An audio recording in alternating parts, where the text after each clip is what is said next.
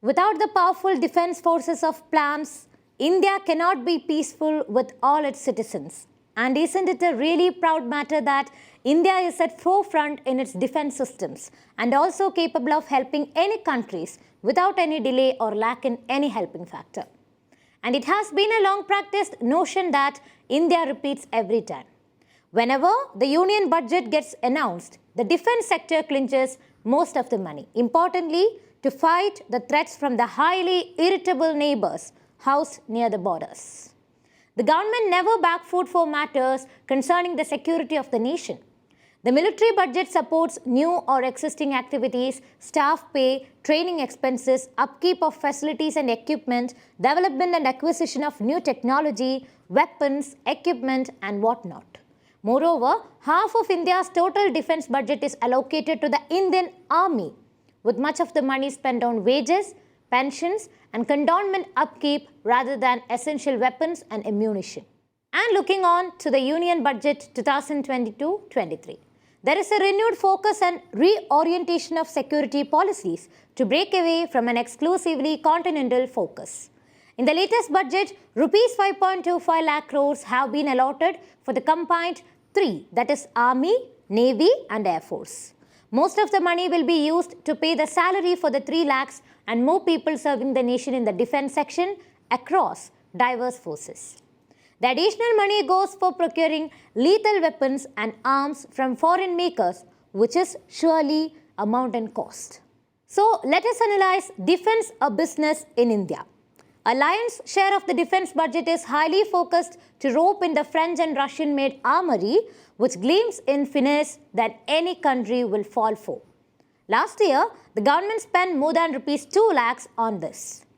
The Doklam at the Hotsprings clash with Chinese forces has upped the necessity to get the required defense shields. Meanwhile, in a function held in Bangalore, PM Narendra Modi mentioned that Indian-made defense exports are soaring a huge rupees 12,500 crores and vouched that the numbers will break to reach the zenith during 2024-25 times with an expected rupees 40,000 crores coming to the coffers.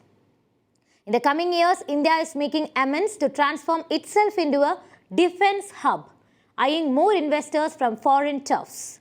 At present, India is exporting its weapons to more than 75 countries.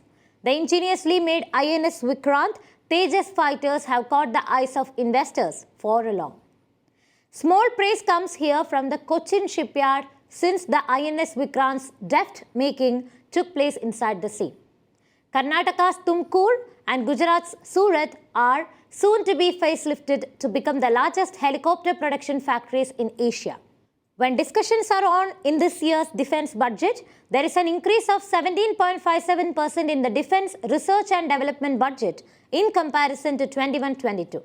Notwithstanding the natural focus on Indian Army and the Indian Air Force due to the ongoing boundary crisis between India and China, both the Indian Navy and the role of that the Atmanirbhar mission is playing in the development and upgradation of the INS weapon systems and platforms require particular scrutiny.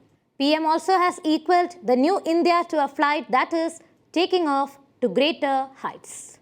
The Indian Navy must provide operational readiness while competing with the larger People's Liberation Army Navy and the Pakistan Navy. Additionally, given its limited resources, India must stay up with the rapid developments in technology as well. The IN needs more resources to fulfill its operations and modernization ambitions because it is a technologically advanced force. Despite an increase over the prior year in IN's capital outlay share, there is still a discrepancy between the expected amount and the amount allocated in the capital outlay budget. The government with many moves is doing its finest to help the defense arena thrive. India will soon be a defense pantheon and the neighbors over the mountains may get the blues. I'm Shreya signing off. If you like the video, please subscribe our channel and hit the bell icon to get the latest updates. If you want to send us any news or feedback, please send it us on kaumudiglobal@gmail.com.